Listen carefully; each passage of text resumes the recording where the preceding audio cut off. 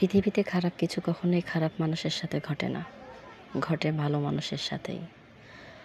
যারা কোমল হৃদয়ের মানুষ, সরল মন, বেছে বেছে তাদের সাথেই খারাপ কিছু ঘটে। পৃথিবীর যত যন্ত্রণা, বঞ্চনা, দুঃখ, কষ্ট আর বেদনা সবই কেবল ভালো এবং নরম মনের মানুষগুলোর জীবনেই থাকে।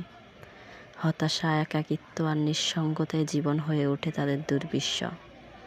বারবার একইভাবে আঘাত পেতে পেতে বেঁচে থাকার ইচ্ছে তারাই হারায়।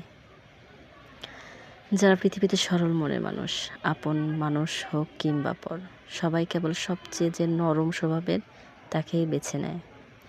যারা প্রতিবাদ করতে জানে না, যারা প্রতিশোধ নেয় না, যারা কারো ক্ষতি করে না, যারা কাউকে কষ্ট দিতে জানে না, ঠিক তারাই পৃথিবীতে সবচেয়ে বেশি যন্ত্রণা ভোগ করে। চতুর মানুষ কখনো অন্য আরেকজন চতুর মানুষকে ঠকাতে পারে না।